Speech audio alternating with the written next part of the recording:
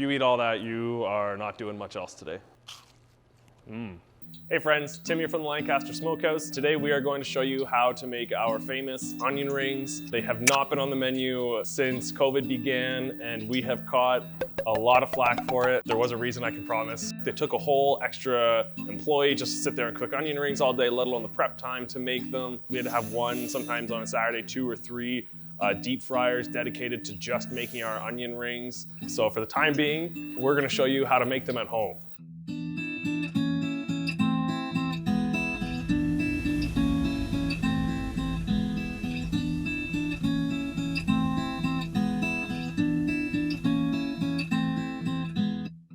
Okay, so flour, baking powder, Cajun seasoning blend, onion, beer, and soda water. First, we've got our flour here, about 2 cups. You really don't have to get too fine with the measurements for this. It's really more just looking for kind of that consistency of the batter. And we're just gonna add as much liquid as we find necessary. Kind of want it to look like a thick pancake batter consistency.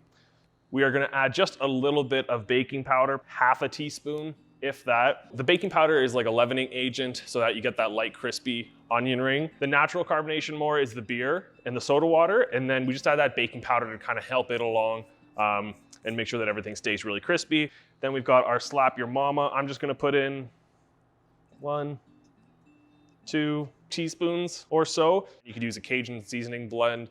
You could put in paprika, onion powder, garlic powder. You could just go simple and do salt and pepper, whatever you want. That part's not nearly as important. Stir up our dry ingredients. Don't have to be too fine about this, just giving it a quick stir.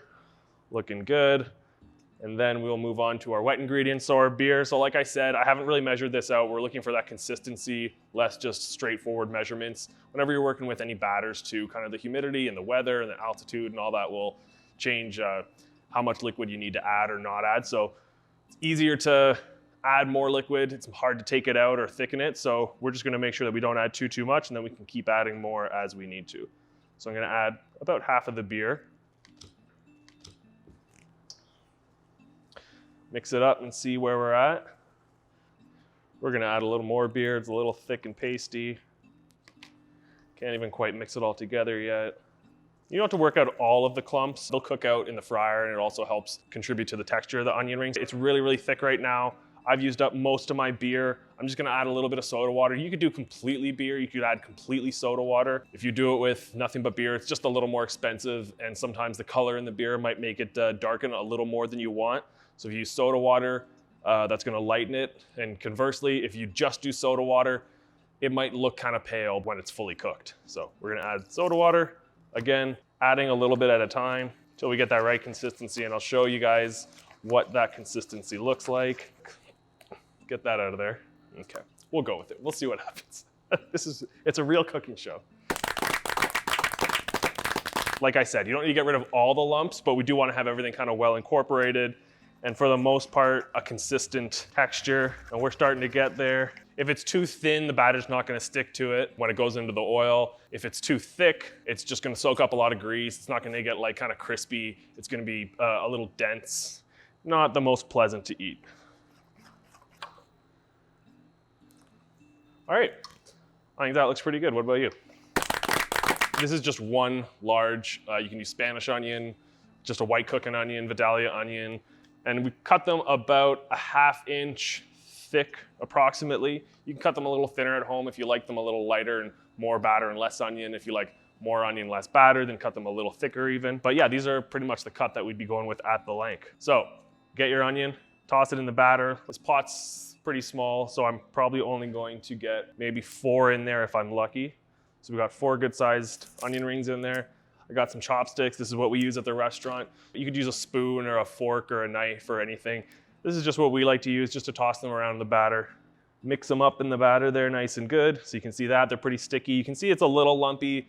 It's like it's not pouring off the onion. You can't see the onion anymore really, but it's sticking to it nicely.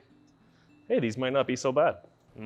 Okay, just checking our oil. It's a little hotter than I want. It's at about 380, which isn't too bad. When we add something cold, it's really gonna drop the temperature of the oil by 30, 40, 50 degrees. I think by the time I get a couple onion rings in there, it's gonna bring the temperature down to 350.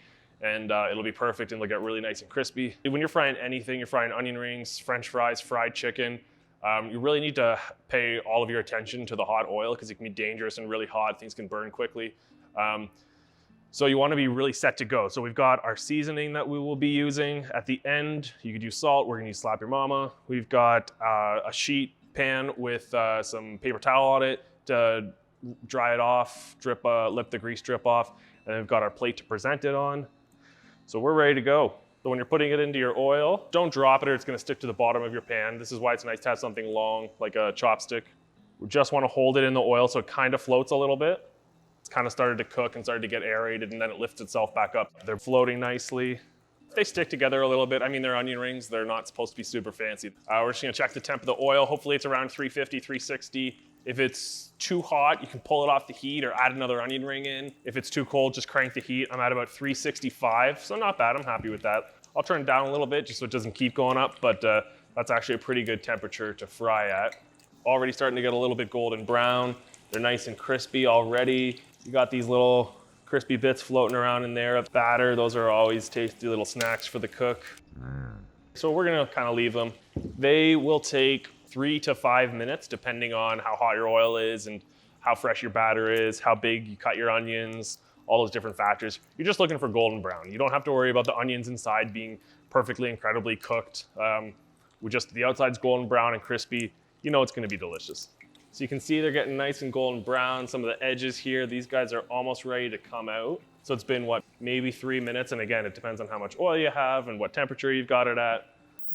That's nice. All right, there you go. Look at that bad boy right there. Woo! Johnny, does that look like a smokehouse onion ring?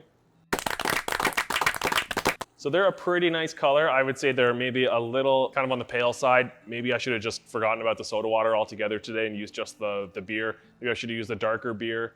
But for the most part, these are the onion rings that you guys love. Take them out of the oil, let the excess oil drip off a little bit. Get them on your plate with your paper towel, just like that. As soon as they come out, hit them with a little seasoning so that the salt or the seasoning, whatever you're using, sticks to the hot oil that's remaining on the outside of the onion ring.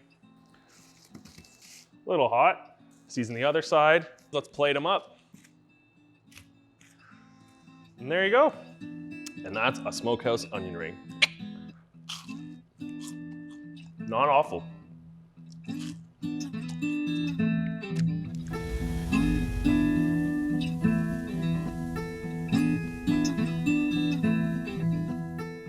If you've been enjoying our videos, make sure you like, subscribe, heart, follow, tag, share, all of that.